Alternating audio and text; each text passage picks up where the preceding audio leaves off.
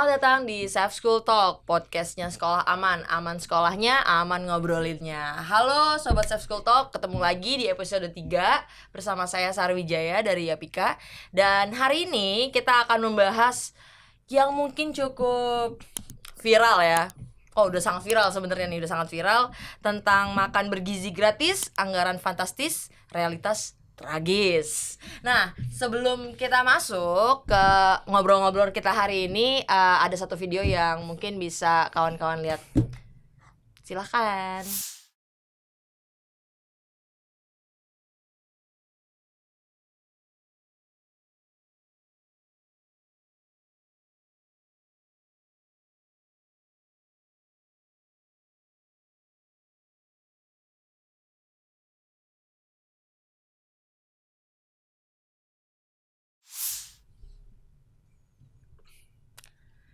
Oke, apa kabar kawan-kawan? Baik. Aman lah ya. Aman banget. Oke, hari ini kita bakal ngobrolin tadi ya. Kalau di video tadi kita udah ngelihat bahwa banyak banget ternyata kasus MBG, keracunan gitu ya. Dan ternyata kalau ngomongin soal keracunan bukan isi kandungannya aja nih ternyata, tapi ada politik, ada ekonomi gitu ya, yang mungkin kita bisa bahas lebih dalam. Nah, hari ini kawan-kawan di rumah, Safe School Talk kedatangan 3 narasumber yang mungkin nanti bisa kita ajak dan kita kulik juga gitu, pengetahuannya dan juga mungkin analisisnya tentang kebijakan pemerintah yang hari ini sudah sangat dar-der-dor tentang MBG gitu ya. Dan udah 1 tahun pemerintahan program Prabowo Gibran ini gitu, yang membuat ya masyarakat secara umum terkaget-kaget gitu kayaknya. Nah, di hadapan saya udah ada 3 narasumber. Pertama ada Mas Egy Primayoga dari ICW, peneliti ICW. Halo, apa kabar Mas Yoga? Apa kabar? Baik sekali. Aman banget? Aman banget.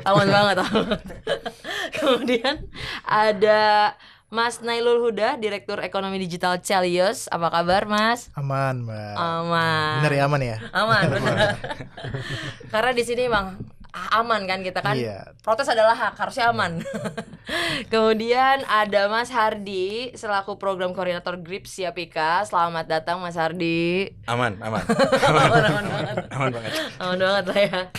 Nah, tadi kalau kita lihat video beberapa cuplikan yang ada di depan nih, mungkin aku mau sedikit juga ngulik gitu ya, bahwa ternyata udah ada sekitar 1.333 siswa itu berdasarkan data Ombudsman menjadi korban keracunan.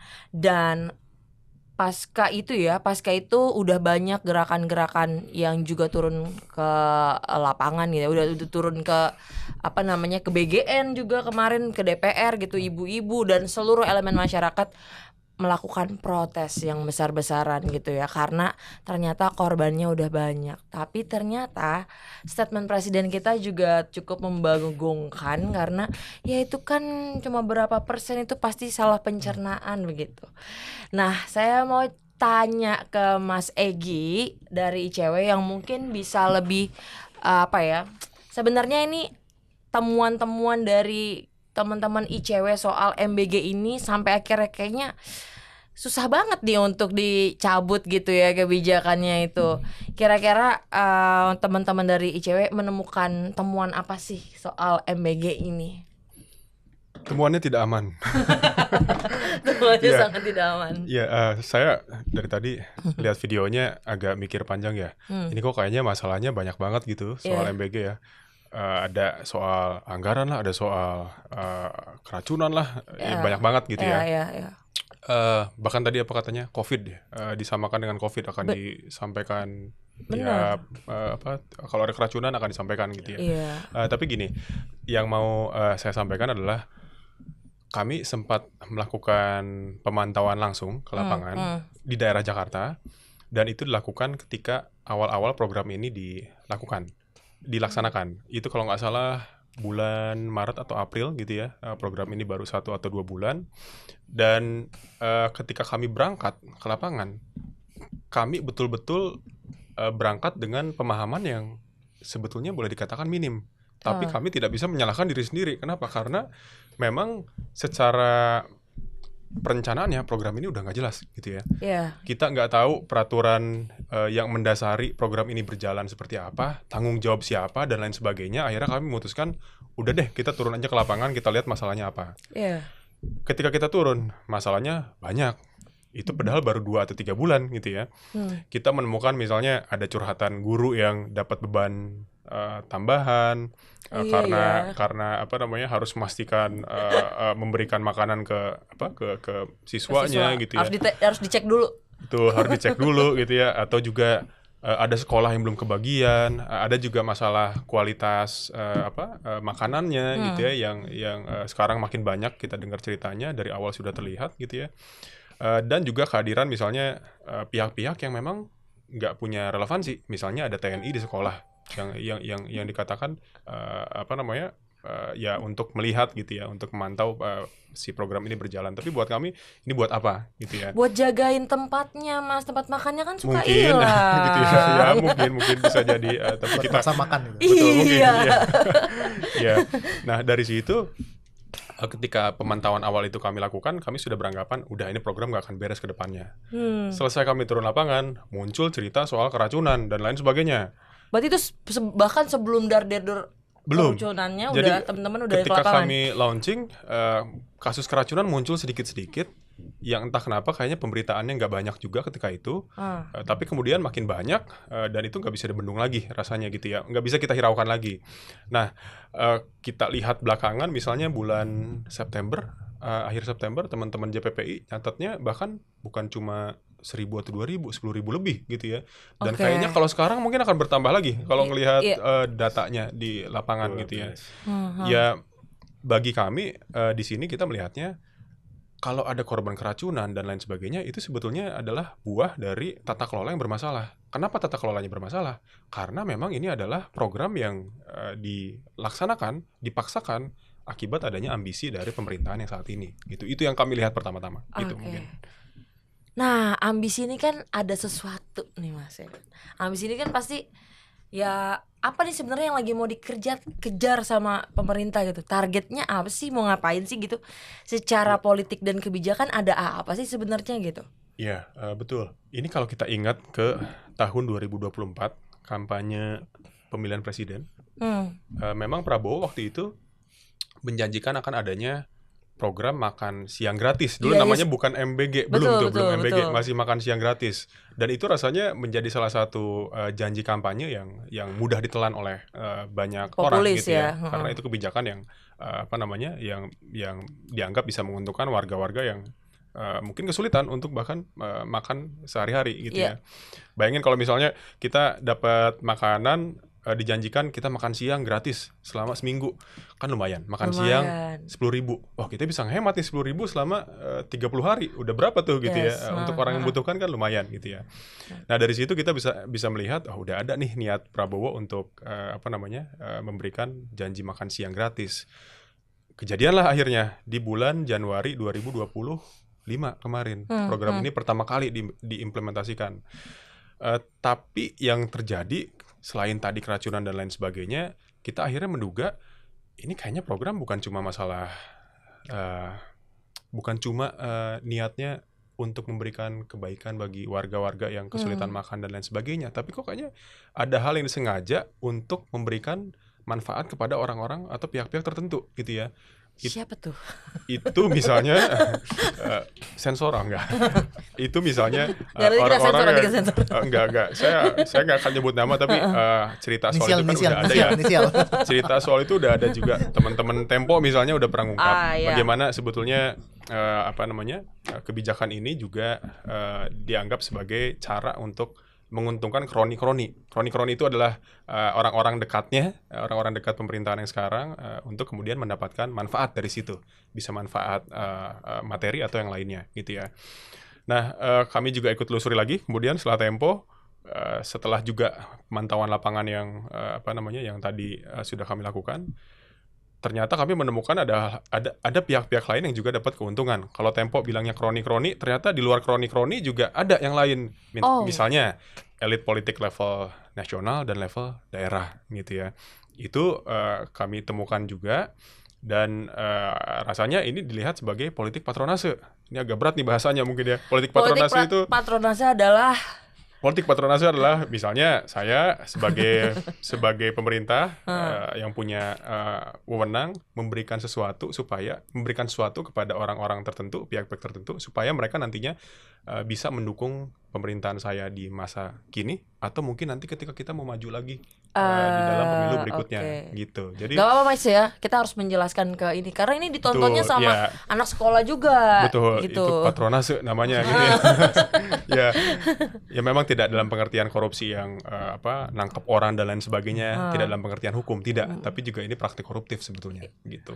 Bukan OTT berarti ya. Betul, bukan, tapi praktek koruptifnya itu gitu ya. Misalnya mungkin dapurnya punyanya elit politik. Betul, misalnya kayak gitu ya. Kan lo udah jadi koalisi gua, masa gua nggak dapet jatahnya, begitulah ya istilahnya ya. Betul. Udah agak panas ya, kurang lebih begitu ya. Oke. Berarti udah ada bisnis yang main juga di sana ya, selain elit politik. Ya dugaannya begitu. Dan kalau kita lihat sekarang gampang deh, kita cari YouTube aja misalnya ya, googling SPPG, Polri, dan TNI, keluar tuh mereka launching soal punya dapur MBG gitu ya. Itu juga bisa kita anggap masalah. Kenapa? Kalau misalnya kita contoh ada keracunan, Polri itu kan punya peran pengawasan dan juga penegakan hukum. Kalau yang keracunannya itu adalah yang dapurnya si Polri. Dapurnya Polri. Siapa nanti kita lapornya? Ke siapa lapornya? Iya kan? Karena harusnya Polri itu ya memang untuk menegakkan hukumnya gitu ya, bukan untuk melaksanakan. Karena di situ kita bisa lihat ada konflik kepentingannya nih, gitu. Jadi ya itulah dari sekian banyak masalah yang bisa kami sampaikan dulu sementara. Nanti kita sambung lagi. Baru teman-teman. Awal ya, tapi udah agak gerah juga nih. Oke, aku lanjut ke Mas Huda juga nih. Mas Huda kan si Alios kan cukup juga banyak melakukan riset juga tentang ini gitu ya.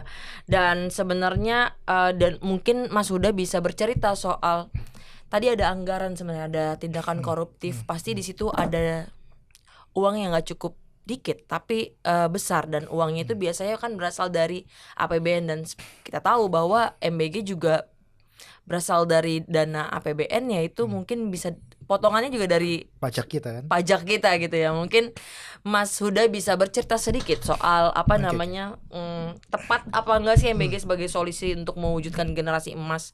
Tadi kan generasi emas lewat APBN dan lain-lainnya gitu. Jadi kalau Jalio sendiri itu di tahun 2024 itu sudah mengeluarkan 2 kajian terkait dengan MBG. Yang pertama adalah kajian terkait dengan tata kelola. Nah, ini menarik nih, nyambung dari Mas Egi tadi, bahwa di tata kelola sendiri kalau kita lihat roadmap-nya, bukan roadmap ya, tapi paparan dari BGN terkait dengan bagaimana alur barang dan sebagainya, itu sekarang tidak ada lagi gitu. Jadi dulu ini kan isunya kan akan dibawa ke militer kan. Dibawa ke militer itu Pak Gerindra sendiri yang bilang gitu kan. Ada partai Gerindra sendiri yang akan dibawa ke militer, bahwa di setiap markas militer itu akan dibangun SPPG. Itu banyak kok, ini bukan sesuatu yang tabu, tapi itu banyak beritanya. Terus kemudian kita juga melihat di situ akan ada peranan dari UMKM dan sebagainya. Nah, tapi seiring dengan perjalanan waktu ternyata, dan kita ketahui pas itu ini kebijakan ini shifting itu dalam hal ini. Shifting ini adalah kebijakan yang cuman memindahkan dari ekonomi yang tadinya dia berbasiskan masyarakat yang lebih luas, pelaku UMKM dan sebagainya, itu akan terpusat ke SPPG ini. Jadi itu shifting, karena kita lihat tidak ada pengembangan ekonomi di situ dan sebagainya. Dan ini juga terjadi ketika kita mendengar kasus-kasus di mana ketika awal-awal ada MBG, ada banyak kantin di sekolah yang tutup. Kemudian ada banyak juga yang pelaku UMKM yang di sekitar sekolah itu tidak dilibatkan dan sebagainya. Benar. Yang itu adalah ekonomi, ya bisa kita bilang ada shifting ekonomi gitu kan. Nah, kemudian kajian kedua kita menghitung terkait dengan anggaran. Anggaran seperti apa sih gitu kan. Kita kan tahu kan kalau menghitung terkait dengan penerimaan negara itu misalnya pertumbuhan ekonomi plus inflasi gitu kan. Kita hitung pertumbuhan ekonomi 5% dan sebagainya. Tapi kalau ada tambahan anggaran dari MBG sekitar dulu digadang-gadang kan 450 triliun gitu ya. Sebelum 71 triliun itu kan 450 triliun untuk 100% itu. Terus kita simulasikan kalau ada tambahan 450 triliun maka defisit APBN dengan penerimaan negara yang seperti saat ini akan terjadi defisit yang membengkak, dan di tahun 2025 itu sudah membengkak menjadi 2,78% defisit APBN. Nah, ketika defisit APBN ini membengkak sampai 3%, maka terjadi impeachment, dan itu akan melanggar undang-undang keuangan negara bahwa defisit APBN itu tidak boleh lebih dari 3%. Nah, defisit APBN itu kan karena terjadi pengeluaran lebih besar daripada pendapatan, lebih besar pasak daripada tiang gitu kan. Nah, ini yang terjadi. Nah, makanya di kajian kedua kita melihat perlu ada pengelolaan anggaran yang baik gitu kan sebagainya, dan juga kalau kita lihat juga shifting antara ekonomi ini ya, shifting ke ekonomi yang existing kepada ekonomi yang berbasiskan MBG itu hanya sekitar 0,06% saja dampaknya. Gitu, sampai dulu kalau dilihat ada politisi yang bilang MBG ini akan meningkatkan perekonomian sampai 2% dan sebagainya. Tapi hitungan kita cuma 0,06%, berarti sedikit banget gitu. Nah, ini yang kita kaji gitu. Nah, menariknya adalah ini adalah kekhawatiran yang sudah kita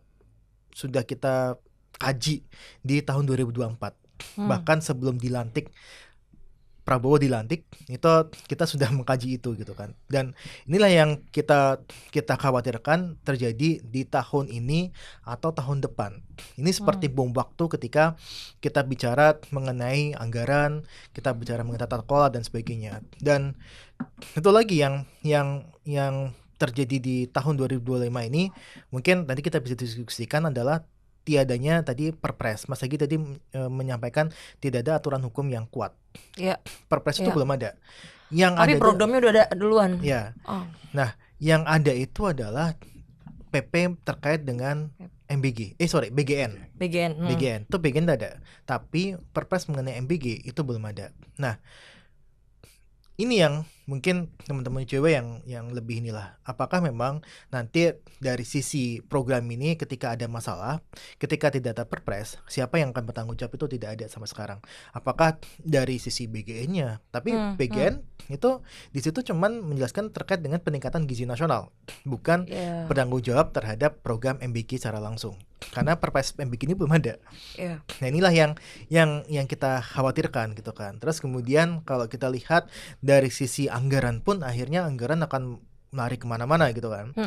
Udah lari ke dana A, dana B dan semuanya lah. Nanti Mas itu juga bisa menjelaskan gitu kan, bahwa ini program ya sudah tidak jelas di awal, dampaknya juga tidak terlalu besar gitu kan. Tapi yang pasti adalah ini program yang memang populer. Nah, ini yang yang memang kita lihat sebenarnya kita semua tidak ada yang tidak setuju ketika kita bilang masyarakat kita butuh gizi. Tapi dengan cara apa yang harus kita diskusikan? Apakah dengan MBG atau dengan program lainnya? Ternyata dari aturannya pun ternyata sudah ada ini ya. Nggak ada aturan soalnya, Mbak. Iya, maksudnya dari alur dan mekanismenya udah gak jelas gitu. Tapi program muncul lebih dulu gitu ya. Nah, sekarang bayangkan, atau ada nggak program yang memang jalan lebih dulu baru Perpresnya belakangan? Ada. Kurikulum Merdeka. Ternyata udah kebiasaan ya. Iya, programnya dulu. Nah, akhirnya kan itu kan menimbulkan bahwa minimal itu penanggung jawabnya jelas. Iya, Menteri Pendidikan. Kalau ini nggak ada Menteri BGN ya, Menteri Gizi Nasional. Nah, BGN pun di PP-nya BGN itu tidak menyebutkan tentang MBG loh. Betul.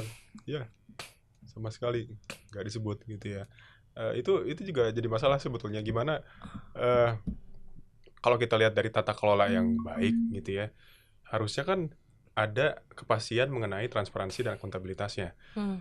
Kalau misalnya ada perpresnya, harusnya bisa ketahuan tuh siapa bertanggung jawab atas apa, bagaimana mereka melakukan pengawasan misalnya, bagaimana mereka akuntabel dengan apa yang mereka lakukan gitu ya. Tapi sekarang kan nggak ada. Padahal kalau misalnya perpresnya udah jelas, misalnya ada perpresnya misalnya dan itu udah jelas menyebut siapa bertanggung jawab atas apa. Ini yang keracunan harusnya udah kelihatan nih siapa yang harus bertanggung jawab ya. Gitu ya. Jadi kita sekarang ada dalam permasalahan krisis akuntabilitas yang mana siapa yang harus bertanggung jawab sekarang. BGN merasa ini bukan salah saya. Ini SPPG-nya nggak bener nih masaknya, katanya masaknya mungkin dari malam jadi nggak layak dan lain sebagainya. Jadi lempar-lemparan yang ada sekarang dan merasa nggak punya dosa gitu ya. Padahal harusnya kalau udah ada sekali lagi peraturannya ya lebih jelas tuh gitu ya. Termasuk itu juga bisa memastikan nggak ada kebocoran bocoran anggaran di dalam pelaksanaannya. Misal dari sisi pengadaan barang dan jasa gitu ya. Kalau udah ada mekanisme yang jelas soal pengadaan barang dan jasanya, nggak bisa sembarangan kayak sekarang. Mitranya bisa ditunjuk tanpa ada ketentuan yang jelas misalnya, berapa uang yang diberikan kepada mitranya dan lain sebagainya. Ya itu sebetulnya masalah kita yang sekarang gitu ya. Dan nggak ada koordinasi dengan instansi lain loh itu. Betul. Iya. Betul. Maksudnya kita kan biasa kalau misalnya mau beli barang negara pasti ada open tender gitu ya. Harusnya. Misalnya dapur umumnya itu siapa yang nentuin? Ini satu hal tadi soal siapa dapurnya. Makanannya juga nih. Makanan gimana pengadaannya? Ternyata udah kayaknya. Ini saya bilang kayaknya karena kita juga nggak tahu gimana mekanismenya, nggak jelas kan. Karena kayaknya si makanan itu ya udah diserahkan sepenuhnya kepada orang-orang yang udah dapat izin untuk memberikan makanannya. Tapi berapa nominal makanannya yang bisa dikeluarkan negara, terus apakah itu layak atau tidak? Betul. Apakah si pihak yang memberikan makanannya juga punya pengalaman atau tidak? Itu kan nggak tahu kita gimana itu memastikannya. Dan nggak ada keterlibatan ahli gizi ya, sangat ya, minim. juga salah satu. Karena struktur BGN itu kan juga dikuasai militer dan ahli-ahli pertanian ya, yang tidak terhubung langsung dengan masalah kesehatan. Dari pendidikan dan dari kesehatan itu justru keterlibatannya sangat minim. Kalau misalkan negara defisit, berarti kan yang biasa dilakukan sama negara utang ya? Atau memasukkan investasi yang baru? Enggak, utangnya tambah banyak. Kalau kita defisitnya tambah banyak, utangnya tambah banyak. Secara ekonomi. Iya, pembiayaan akan tambah banyak.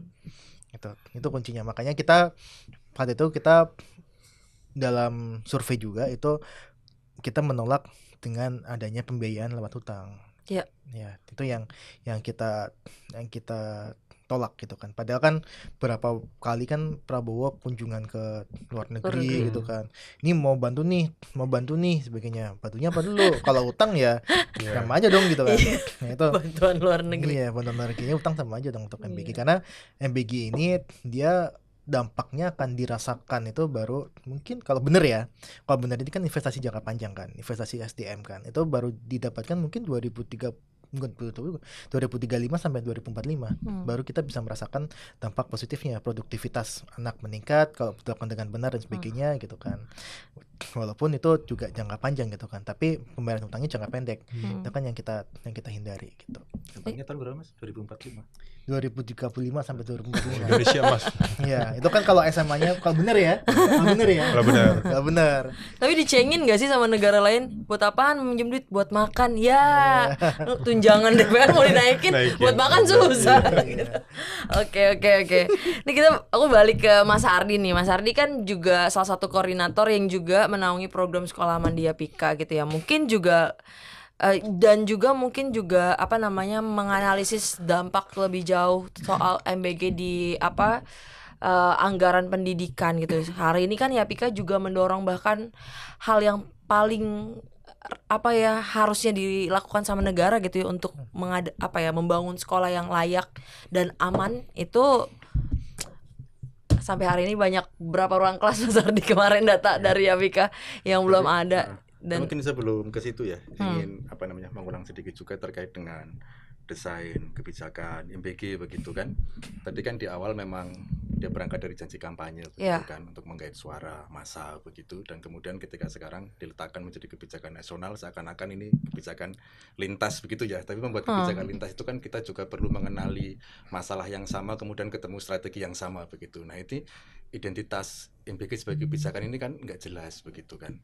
Kalau dia kebijakan pangan dan gizi begitu, kita punya prioritas sendiri. Kalau kita lihat RAPBN 2026 misalkan untuk ketahanan pangan itu hanya 164 triliun, sementara MBG 335 triliun. Ini yang satunya program untuk menjamin keberlanjutan jangka panjang, mendukung petani lokal itu justru lebih kecil. Dan kalau memang MBG itu mendukung petani lokal, tidak ada kok MOU dengan para petani lokal atau kelompok tani. Yang ada kemarin pemerintah membuat MOU dengan Danone yang ada produsen dari susu formula, katanya mau bangun edukasi bersama terkait gizi kan.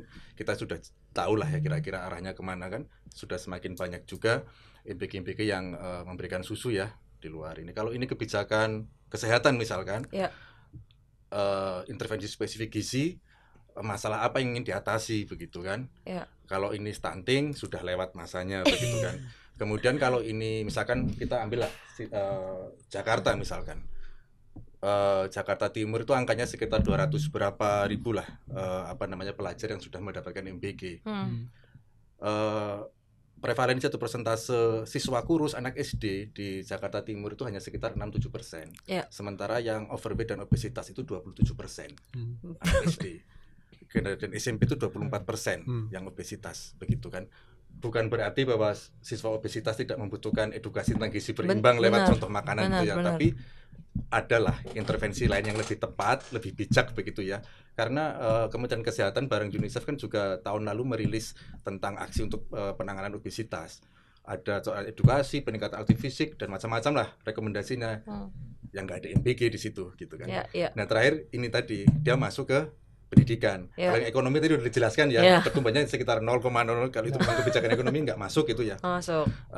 Kalau soal pendidikan ini menurut kita memang agak aneh gitu ya, karena kemarin dalam prioritas pembangunan itu kan ada pendidikan bermutu, di mana mengarahkan anggaran sekian 769 triliun salah satunya untuk meningkatkan kualitas pembelajaran melalui MBG. Itu bahasanya seperti itu, kualitas pembelajaran melalui MBG. Nah ini yang kemudian menjadi pertanyaan kita. Betul, cita-citanya mulia untuk memberi gizi pada anak-anak Indonesia. Kita punya anak-anak Indonesia yang tidak sarapan dan kurang gizi begitu. Mutu pembelajaran kita memang saat ini sangat rendah. Kualitas pendidikan kita, mutu hasil belajar kita juga sangat rendah. Kalau teman-teman lihat skor PISA misalkan, kita saat ini ada di peringkat 70 dari 80 negara. Kemampuan anak usia 15 tahun untuk mencerna teks sederhana, menangkap argumen atau narasi pendapat dari sebuah teks itu hanya 25% yang mampu. Itu dibandingkan negara-negara lain OECD itu sekitar 75% mereka. Kita hanya 25%, sangat rendah. Jadi memang pendidikan kita sangat kritis. Bayangkan sekarang para petani misalkan ya, atau orang miskin yang mencangkul setiap hari, kemudian untuk menyekolahkan anaknya, bermimpi anaknya pintar, ternyata sudah 6 tahun tiap hari berangkat, anaknya nggak bisa membaca. Riset kita di beberapa kabupaten di NTB dan di NTT juga pada anak kelas 3 sampai kelas 5 SD itu prosentasenya berkisar antara 40-70% yang belum bisa membaca dengan lancar. Ini satu kemunduran memang ya dalam, tapi bukan itu masalahnya. Ya itu masalah, tapi prosentasenya atau kontribusinya cukup kecil. Kita punya masalah terkait dengan kompetensi guru yang cukup bermasalah. Jumlah guru kita tidak ada masalah secara nasional ya, global nasional, angka nasional, tapi distribusi kompetensi, distribusi jumlah itu menantang. Kesejahteraan juga akses itu menantang. Kemudian infrastruktur kita sangat minim. Kemarin lucu juga ya, karena Menteri Pendidikan kemarin juga mengeluh bahwa dia punya 100.000 lebih sekolah yang kondisinya rusak. Kalau data kita sekitar 700.000 lebih ruang kelas yang rusak, dan itu setidaknya membutuhkan sekitar 100 triliunan untuk beresin itu. Air bersih yang tidak punya perpustakaan 30%, yang tidak punya toilet buat perempuan 30%-an juga. Dan itu semuanya juga butuh komitmen untuk penganggaran yang serius ya dari pemerintah untuk memenuhi kebutuhan dasar itu hal-hal yang sangat mempengaruhi kualitas pembelajaran kita. Dan harapannya sebenarnya ya itu tolong diprioritaskan dulu, bukan berarti MBG tidak penting, tapi mencari cara untuk memenuhi gizi anak tanpa harus mengorbankan hal-hal seperti ini. Anak-anak ini juga harus didampingi oleh guru-guru yang sejahtera loh. Iya betul. Harus punya toilet gitu. Dan kemudian kalau kita lihat porsinya itu kan sangat besar. Kalau yang sering dirilis itu kan 223 triliun ya. Artinya itu hampir sekitar 29% mungkin dari anggaran pendidikan. Anggaran pendidikan. Itu sangat besar, misalkan dibanding negara lain itu juga sangat besar. Saya sempat ngorek-ngorek gitu ya. Misalkan Korea Selatan, Finlandia itu angkanya Korea Selatan sekitar 5%-an, Finlandia juga 5%, Brasil itu malah cuma 3-4% gitu ya, karena dia kan lintas ya, budgetnya lintas, ada dari bidang lain untuk inisiatif petani dan macam-macam gitu. Sementara kita udah 29%, Korea Selatan hanya 5%. Dan di Korea Selatan itu dilakukan ketika infrastruktur sudah dipenuhi. Iya. Di Korea Selatan juga nggak ada guru honorer yang dibayar 500.000 per 3 bulan. Nggak ada ya. Nggak ada. Di Finlandia kita belum menemukan kan ada siswa harus menahan keringat dingin misalkan karena kebelet BAB, nggak ada toilet kan, nggak ada. Di kita ada kan. Di kita ada. Akhirnya di kebun, kalau nggak ya di celana. Gitu. Kita menemukan itu ya Mas ya. Itu separah itu gitu ya, situasi pendidikan kita, dan mutu pelajaran kita sangat rendah. Guru tidak terlatih sangat banyak. Kurikulum Merdeka Belajar dari daerah-daerah yang kita dampingi ketika kita mendampingi guru untuk melakukan proses refleksi, self assessment. Paham nggak sih Pak Guru, Bu Guru, kurikulum Merdeka Belajar? Yang aku paham itu nggak sampai 30%, Mas. 3 tahun kurikulum Merdeka Belajar. Karena apa? Tidak semuanya dilatih. Mereka melatih itu modelnya perwakilan. Perwakilan, betul. Dilatih 2 orang per sekolah untuk efisiensi anggaran. Harapannya per learning kan, pulang ke sekolah terus kemudian mengajari rekan-rekan gurunya. Ini kan nggak pernah berhasil. Pemahamannya beda-beda. Kalaupun dia paham, belum tentu dia bisa menyampaikan. Kalau dia bisa menyampaikan, belum tentu dia punya tenaga dan waktu untuk menyampaikan. Dan sekarang juga sama. Deep learning masuk, yang dilatih hanya sekitar 211.000 targetnya tahun depan. Gurunya 4 juta. Jadi kita akan mengulangi kesalahan yang sama kalau tidak punya komitmen anggaran untuk menuntaskan permasalahan guru ini. Gitu sih. Jadi anggarannya lebih baik ke situ ya. Iya. Daripada guru ini kompetensi luar biasa. Belum lagi ini ya, tantangan administratifnya. Jadi literasi itu menurun karena gurunya sibuk untuk ngurusin administrasi dari pemerintah. Gitu. Oke. Nah, kalau tadi Mas ternyata ada anggaran yang memang nggak ada prioritasnya gitu. Kita tahu bahwa di APBN tuh sebenarnya ada nggak sih hal yang harus diprioritaskan misalnya gitu ya. Ada nggak sih ketentuan kan? Enggak, pokoknya pendidikan harus segini gitu. Kan mandatory ya pendidikan kan 20% adanya di undang-undang gitu. Apalagi kita bicara soal hari ini ya tax justice gitu Mas. Mungkin dari teman-teman Selius juga bisa bercerita misalkan berapa sih anggaran yang PDB ini TKD ya? Transfer dana ke daerah ini apakah memang udah cukup gitu, apalagi MBG kan ada di daerah-daerah, terus kalau udah dipotong lagi tadi di APBN-nya terus dipotong lagi di daerahnya gitu. Oke. Dapatnya cuma sayur doang. Yang pertama gini Mbak, bahwa memang kita melihat terjadi istilahnya adalah resentralisasi kebijakan. Ya. Jadi dulu kan kita kan sudah sentralisasi, terus Orde Baru tumbang, kemudian kita desentralisasi. Artinya kebijakan daerah itu akan ya sepenuhnya otonomi daerah gitu kan. Nah, kemudian di tahun 2025, kemudian kita melihat di tahun 2026 ada terjadi pergeseran paradigma. Itu disampaikan oleh Menkyu saat itu, Bu Sri Mulyani, itu menyampaikan bahwa untuk kebijakan-kebijakan terkait dengan daerah itu tidak akan, istilahnya itu tidak akan semasif dulu kebijakan untuk daerahnya ya. Ini terbukti dari TKD yang berkurang sekitar 200 state. Nah, alasannya apa saat itu? Alasannya adalah ya program pemerintah juga menyasar ke daerah. Ya. Salah satunya MBG gitu kan. MBG itu menyasar ke daerah gitu kan katanya. Penerima manfaatnya daerah gitu kan. Dari uang pemerintah pusat. Itu terjadi pergeseran stigma seperti itu. Paradigma seperti itu. Nah, kemudian ini juga terjadi pergeseran untuk paradigma ketika kita ngomongin anggaran pendidikan. Anggaran pendidikan itu kan 769 itu ya. Nah, itu kan 223-nya kan buat MBG gitu kan. Nah, masalahnya adalah di Sisdiknas itu tidak ada spesifik kata-kata itu sebenarnya.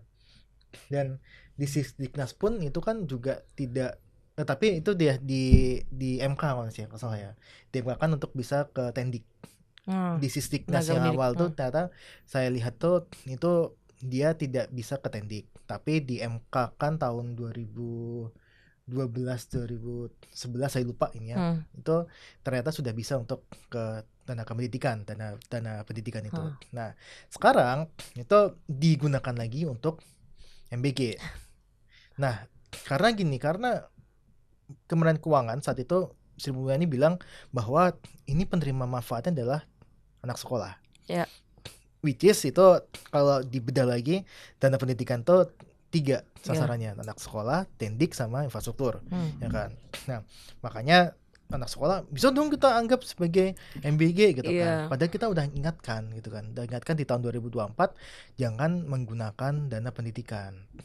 Karena masalah dana pendidikan itu udah banyak. Tadi Mas Hardi sudah menyebutkan A sampai Z masalahnya. Ketika itu digunakan untuk MBG, otomatis masalah ini nggak akan terkejar gitu kan. Belum kita ngomongin sekolah rakyat, sekolah Garuda bahkan gitu kan, yang tentu juga menelan biaya yang cukup banyak gitu kan. Nah inilah yang kita lihat sebenarnya masalah prioritas ini sebenarnya ya government will aja gitu kan, dari mana ini ya sangkutnya adalah Prabowo ya mau memenuhi janji politiknya saja gitu kan. Yang penting satu udah kejadian gitu kan, apa sih MBG itu udah gitu kan. Dan kalau kita lihat Prabowo itu selalu menggunakan statistik sebagai salah satu bukan kampanye tapi speech dia.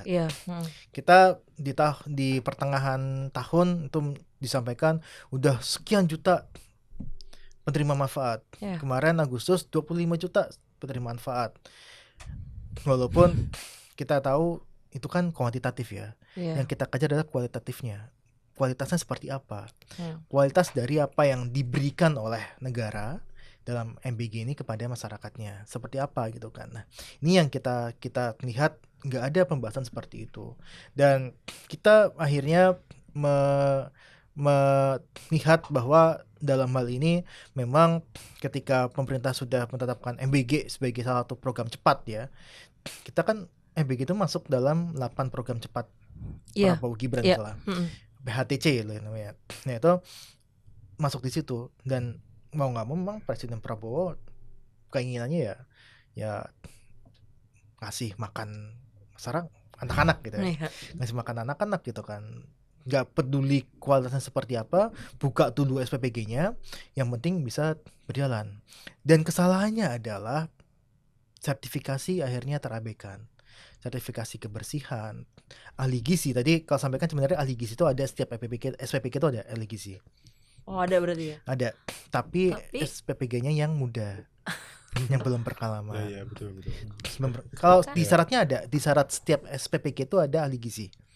Tapi kok sampai ada, maksudnya sampai kemarin Anda tahu ya, maksudnya ada ikan hiu jadi lauk dan kita tahu. Memang ada rekrutmennya itu.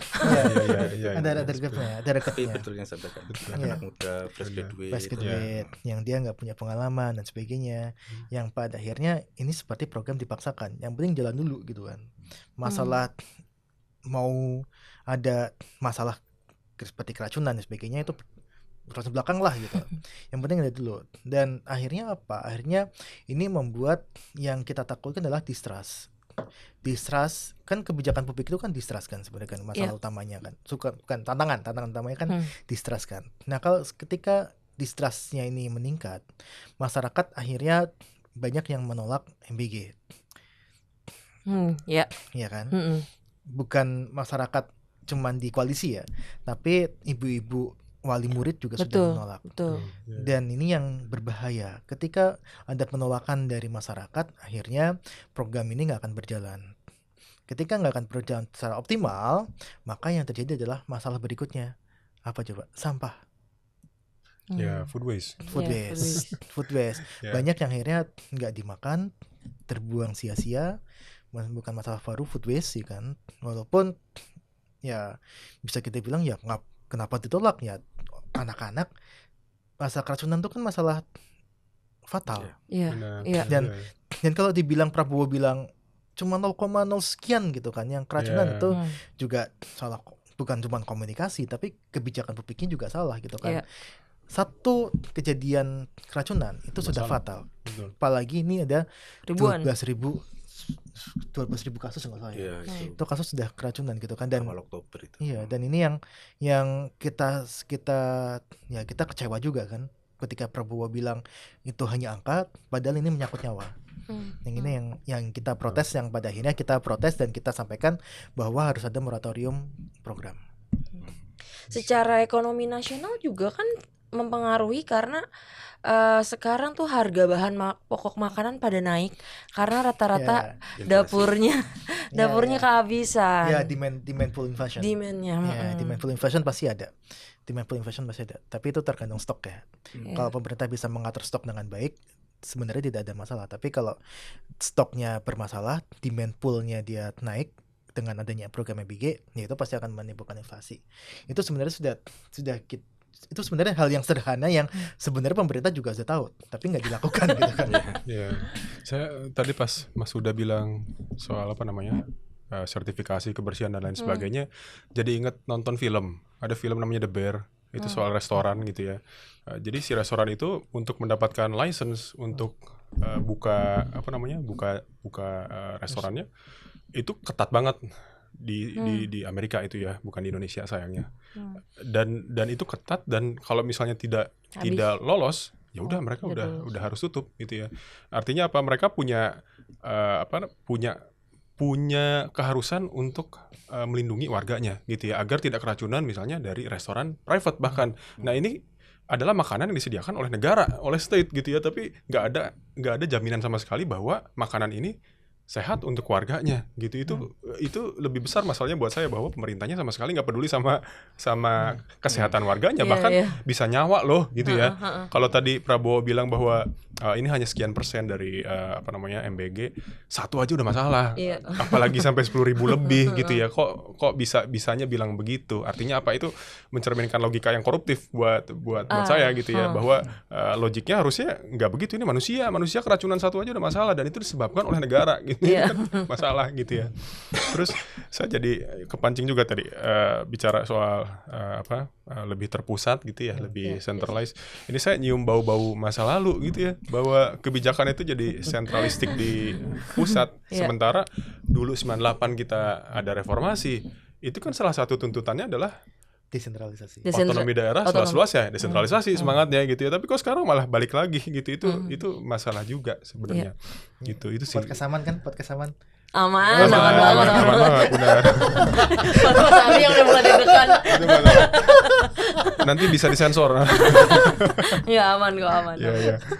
Kan kita lagi gak mau ngumpat ya, kita kan lagi mengkritik. Betul. Gitu.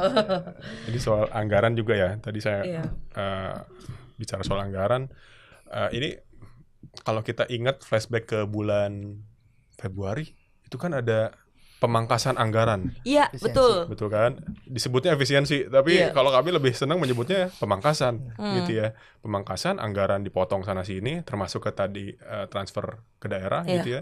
Yang mana akhirnya mengakibatkan kerugian ke warga juga gitu ya, karena ada pos-pos anggaran yang mestinya esensial tapi malah dipotong untuk salah satunya MBG gitu. Itu masalah juga. Nah, bagi saya kalau soal anggaran, kenapa sih kita nggak benerin aja nih penegakan hukumnya? Dalam arti gini, kalau ada korupsi dicuri 1 triliun misalnya, kenapa nggak dikembaliin aja uang korupsi itu untuk kemudian nantinya dipakai buat yang gini-gini, ya MBG lah, ya apalah, dan lain sebagainya gitu ya.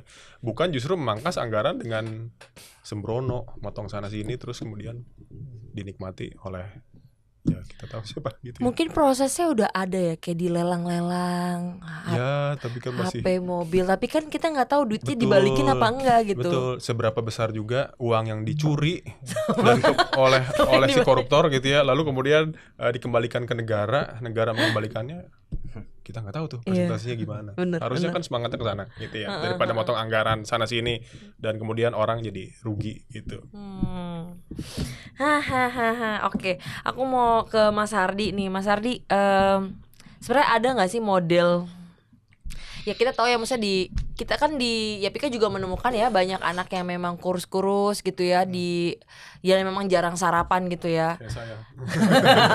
Kayak Enggak. saya lah. Oh, saya aman. Saya dapat pucetnya. Yang kita tahu Sama bahwa bilang tapi enggak tadi. nggak ada perasaan apa ya. Oke, kan kita juga menemukan ya maksudnya banyak permasalahan itu sebenarnya gitu. Memang iya banyak yang nggak sarapan atau bahkan susah makan sayur gitu ya. Kita menemukan itu di wilayah dampingannya Yapika gitu. Nah maksudnya sebenarnya model yang mungkin bisa bercerita soal praktek baiknya nih yang teman-teman Yapika udah lakukan misalnya, yang sebenarnya jauh sebelum MBG udah ada praktek itu, cuman apa yang membuat jadi beda gitu sama Ya.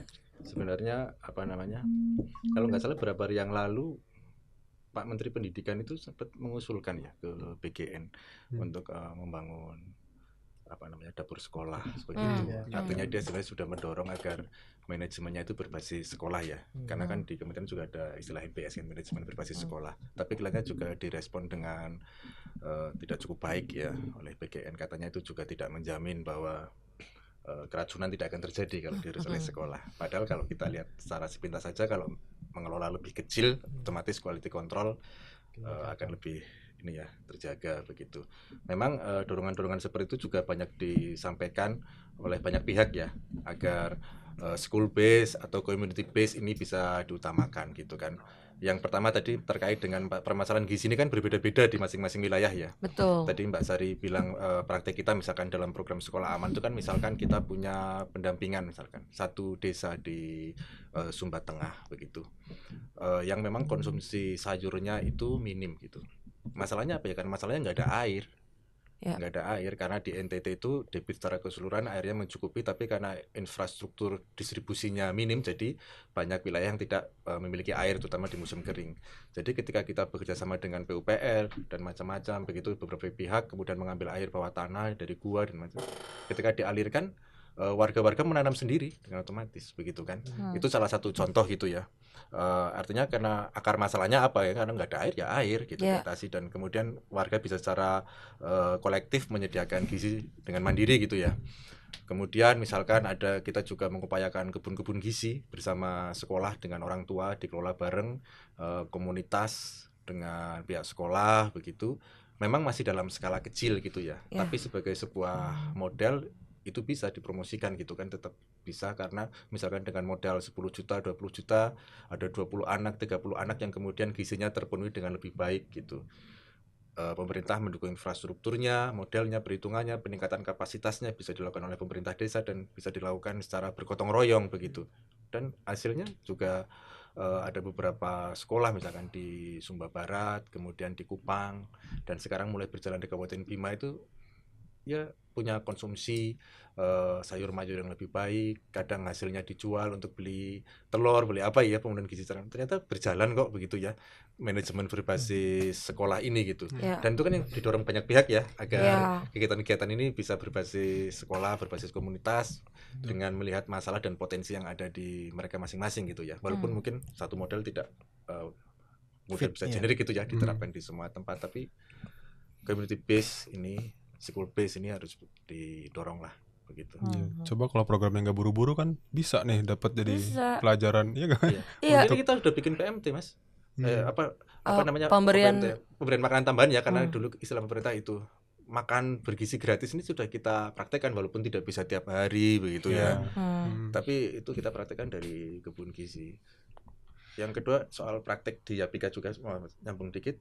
Dulu kan memang kita punya PMT, pemberian makanan tambahan. Itu kan programnya di kesehatan kan, untuk ibu hamil dan untuk balita. Dan itu kita juga mendorong agar makanannya benar-benar bergizi, berbasis komunitas, dikelola posyandu, dan dibarengi dengan edukasi. Sampai kita menghitung, misalkan kita ada praktek di Kabupaten Jember begitu, selama 3 bulan dikasih makan, itu statusnya seperti apa perkembangannya. Kemudian yang perubahan perilakunya berapa persen. Kemudian yang mereplikasi, mengadopsi makanan-makanan bergizi itu yang nggak ada di program sekarang. Nggak dilihat kan berapa yang kekurangan gizi, berapa yang naik, perilakunya berubah atau enggak.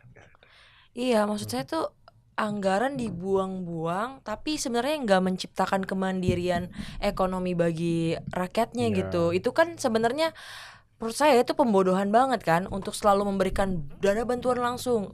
Kayak dulu kan gitu ya, dana bantuan langsung kampanye makan gizi gratis. Maksud saya what's next gitu, setelah itu ngapain gitu, nggak dikasih kemandirian ekonomi juga kan maksudnya rakyatnya gitu.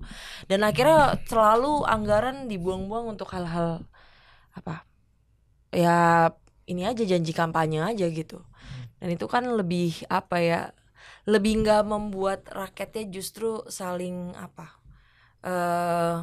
punya bahkan punya sikap gitu ya untuk ya maksudnya makanan aja beda-beda ya, keanekaragaman hayati gitu yang mungkin kalau di NTT jagung bose gitu, maksudnya lokalannya nggak dibangun sama apa namanya pemerintah hari ini gitu. Sama Danun.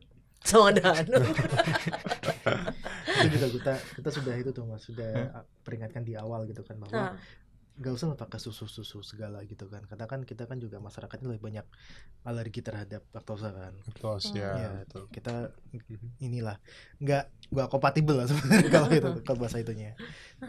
Dan atau lagi sebenarnya ini yang mungkin dari ICW pun koalisi itu harus ditekankan juga adalah ini kan praktik ini kan sebenarnya sudah menyimpang ya. Kalau saya sih sebenarnya sudah menyimpang dari satu tujuan yang ingin meningkatkan kualitas gizi terhadap sisi bisnis. Sisi bisnisnya itu terlalu ditonjolkan sebenarnya. Kita melihat beberapa statement dari pemerintah ini akan meningkatkan ekonomi dan sebagainya, tapi tidak berbicara terhadap kualitas gizinya seperti apa. Nah, kemudian ini juga ya kalau kita bilang ini kan ada 15.000 per porsi kan. 15.000 per porsi, kemudian 10.000 itu untuk bahan baku, 3.000 itu untuk operasional, 2.000 untuk manajemen fee istilahnya. Nah, 2.000 manajemen fee ini kan dilegalkan sama negara, itu bisa diuntung gitu kan. Dan itu dikalikan aja gitu kan. 2.000 per porsi itu kalau kita hitung di per bulan satu dapur itu 120 juta. Itu 2.000 ya. Kalau misalkan ada ceperan lainnya dari 10.000, 3.000-nya itu bahkan lebih besar. Nah, kemudian ini yang akhirnya menimbulkan ya insentif bagi para elit politik di nasional maupun di daerah untuk memiliki SPG. Bayangkan itu 120 juta itu per dapur per bulan. Cuan semua itu. Cuan itu. Nah, bayangkan itu ada ya 100 dapur dan sebagainya gitu kan.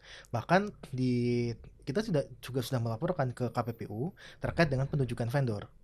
Katanya vendornya kalau dengar dari politisi Gerindra, vendor bisa siapa aja karena itu membangun bangsa. BGN juga menyebutkan hal yang sama gitu kan. Padahal itu ya cuan aja gitu kan. Itu masalah cuan aja gitu kan. Karena kalau kita lihat banyak yang dapur-dapur itu dimiliki oleh politisi pendukung pemerintah, khususnya Gerindra. Itu banyak sekali di lapangan terjadi. Anggota DPRD lah, kerabat wali kota lah dan sebagainya. Nah, ketika proses penunjukannya sudah bermasalah, kita nggak melihat satu sisi ini baik apa buruk gitu ya, tapi ini bermasalah dalam hal ketika tidak ada lagi proses check and balances, siapa yang akan mengawasi? Dari sisi eksekutif tuh udah salah dan sebagainya, harusnya sisi legislatif jadi pengawasnya. Masalahnya pengawasnya ya loyo main juga, nggak loyo main juga Mas, main juga, dia menikmati keuntungan di situ, gitu kan. Ketika itu sudah terjadi, maka kita tidak berharap bahwa program ini akan bermanfaat besar. Yang terjadi adalah manfaatnya akan larinya kepada elit politik yang di daerah maupun nasional. Dan kalau kita hitung cara politik gitu ya, satu dapur itu sudah akan mengerjakan misalkan 5-7 orang, dikalikan saja pengkalinya itu udah suara sendiri kan. Kalikan aja berapa ribu dapur yang akan dibangun, suaranya kemana? suara kayak politik itu. Makanya ini bukan masalah gizi sebenarnya. Ini adalah masalah cuan ekonomi. Bisnis aja gitu ya. Ini soal keterpilihan juga gitu kan. Dan ini yang menguatkan tadi sampai Mas Egy sampaikan gitu kan. Ini ya patronase itu gitu. Jadi kayak ya Prabowo sudah memegang berapa juta suara dari program MBG saja gitu. Nggak semata-mata soal gizi ternyata ya. Oke. Nah, kalau dari teman-teman masyarakat sipil nih, di jaringan masyarakat sipil, mungkin nanti ketiganya bisa menjawab gitu, udah sampai mana advokasinya, dan mungkin kalau nextnya mau ngapain mah jangan lah, itu strategi ya. Bisa dilakukan, tapi udah sampai mana dan mungkin mengalami tantangan nggak sih soal ngomongin MBG ini? Ini teman-teman rasanya saya jarang sekali ngelihat ada satu momen di mana ada banyak masyarakat sipil ke satu isu gitu ya. Ya ada beberapa kali, tapi itu tidak selalu muncul. Dan soal MBG ini rasanya setiap organisasi masyarakat sipil atau bahkan yang individu sekalipun gitu ya, mereka punya perhatian yang lebih, bahkan mau nih ngumpul rame-rame gitu ya untuk membicarakan soal MBG gitu ya. Dan kalau dari penglihatan kami melihat ya masing-masing memang punya caranya tersendiri. Ada yang mengeluarkan kajian, ada yang memang langsung ke lapangan, ada yang melakukan aksi protes gitu ya. Yang tujuannya satu, memang untuk menyatakan bahwa program ini masalah nih, program ini bermasalah gitu ya. Jadi harus ada langkah yang patut dari pemerintah, langkah akuntabel. Makanya saya tadi bilang ada krisis akuntabilitas karena nggak ada langkah akuntabel dari pemerintah untuk mencoba mengkoreksi si kebijakan ini gitu ya. Itu yang terjadi gitu ya. Nah, saya rasa ke depan juga teman-teman dari masyarakat sipil nggak akan berhenti gitu.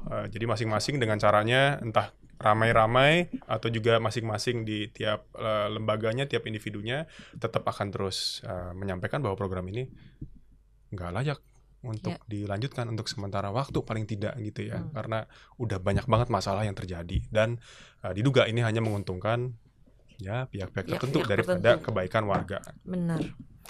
Wah, saya udah diperingatin sama panitia. 5 menit lagi. Oke, mungkin kita bisa langsung closing aja. Pertama mungkin soal harapannya bagi publik, atau mungkin sekalian mau ngomong sama pemerintah boleh, atau mungkin bahkan mau mengajak kawan-kawan yang lain juga untuk lebih aware sama isu ini juga. Mungkin dari Mas Hardi duluan, boleh?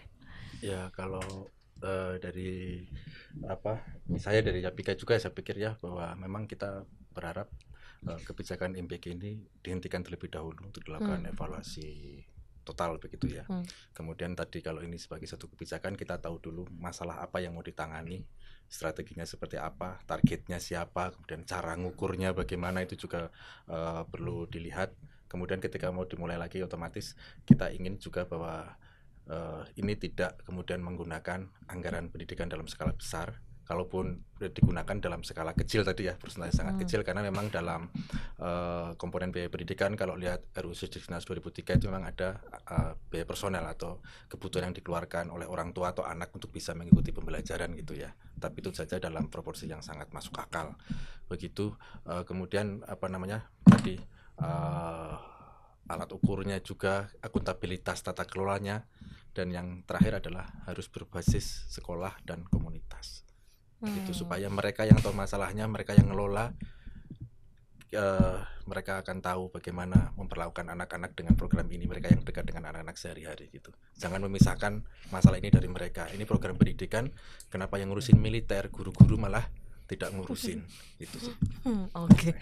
Makasih Mas Hardi. Mas Huda silakan. Ya, yang pertama kita mungkin semua setuju bahwa harus ada moratorium untuk pelaksanaan MBG. Yang kedua adalah kita mendesak ada peraturan yang kuat terkait dengan program MBG ini. Perpres itu harus ditandatangani dengan membuka ke masyarakat terlebih dahulu perpresnya seperti apa, sehingga masyarakat bisa memberikan saran dalam bentuk ya partisipasi publik ya. Nah, yang ketiga adalah kita juga ada satu channel ya, MBG Watch. Itu kita sudah launching dengan teman-teman di kawan kita. Itu ada MBG Watch ya. Terus itu kanal untuk masyarakat agar tidak takut untuk melaporkan apa yang terjadi di lapangan, masalah yang terkait dengan MBG. Kita bisa memfasilitasi dengan LBH Jakarta juga. Nah, itu nanti untuk tindak lanjutnya itu akan ada satu langkah strategis yang akan kita lakukan dengan koalisi. Berarti hanya di Jakarta aja atau di seluruh Indonesia? Seluruh Indonesia. Nah, yang keempat adalah kita mendesak bahwa ya kita kembalikan lagi program MBG ini sesuai dengan tujuannya, dengan kita tidak mencampur adukan, bahwa kalau kebijakan publik itu satu tujuan itu sudah berat, apalagi kita ingin mencapai tujuan ekonomi lah, tujuan untuk partai politik dan sebagainya, tapi tujuan kita adalah untuk memberikan gizi yang baik. Selain tadi yang sampaikan juga sama Mas Hardi bahwa sekolah itu harus ditingkatkan kualitasnya, tendik juga harus ditingkatkan, tapi kita juga melihat bahwa tujuannya itu adalah untuk memberikan gizi yang baik kepada anak-anak yang memang membutuhkan. Makanya kita mengusulkan untuk penyalurannya bukan universal program, tapi targeted program. Jadi seperti targeted subsidies, cuman masyarakat yang berhak mendapatkan, daerah yang memang dia tertinggal, daerah 3T dan sebagainya, yang mempunyai masalah terkait dengan gizi yang buruk, yang itu berhak mendapatkan program MBG. Jadi tidak semua anak-anak mendapatkan, tapi kita sarankan itu adalah targeted subsidies ataupun targeted program. Tuh mungkin kalau dari saya Mbak, 4 catatan itu. Banyak sekali. Terima kasih Mas Huda. Silakan Mas Egy. Harapan ya? Kalau harapan saya semangkanya jangan setipis kertas lagi. Semangka MBG-nya paling enggak ya sebesar inilah. Harus lebih tebal sedikit. Enggak, kalau dari saya tentu sama dengan teman-teman juga gitu ya, bahwa program ini harusnya dihentikan terlebih dahulu untuk kemudian dievaluasi total. Evaluasi secara menyeluruh, masalah-masalah yang ada apa aja kemudian diperbaiki. Dan menampung juga usulan-usulan dari teman-teman. Tadi ada cerita soal community base yang bisa dilaksanakan gitu di berbagai daerah, itu juga bisa ditampung.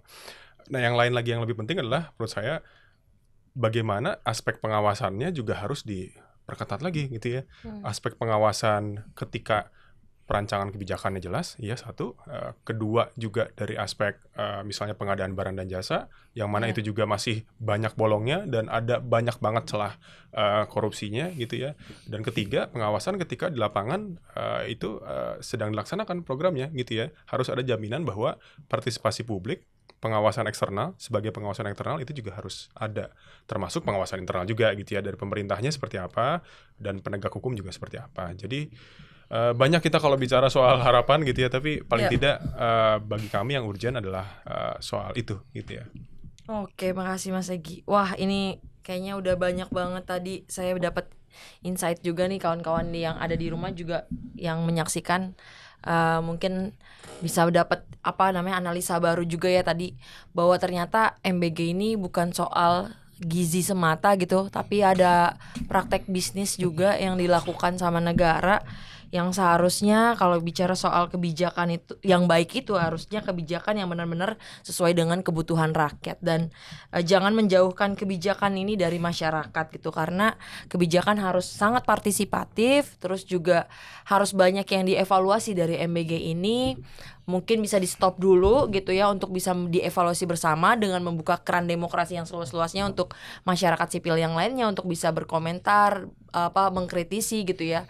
Ya, mengevaluasi bersama gitu ya, Mbak. Karena memang MBG semata-mata ada hubungannya juga soal nanti akhirnya soal politik nasional dan juga ekonomi nasional gitu, yang akan berdampak sama APBN dan lain-lain gitu.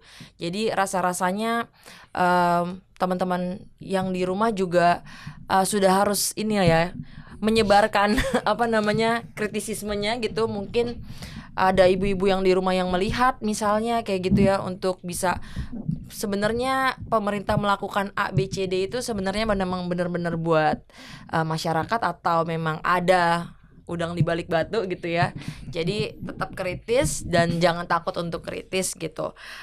Mungkin itu aja dari podcast Safe School Talk ini kawan-kawan. Terima kasih untuk Mas Huda, Mas Egi, Mas Ardi yang hari ini udah banyak sharing. Aman banget lah ya.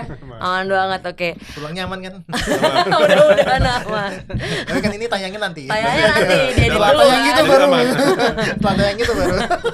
Oke, Sobat Sekolah Aman, terima kasih sudah melihat podcast hari ini. Jangan lupa untuk terus menyaksikan podcast-podcast Safe School Talk selanjutnya di episode yang lain dan mungkin dengan tema yang lebih keren gitu ya. Saya Sari Wijaya dari Yapika undur diri. Terima kasih. Selamat siang. Siang.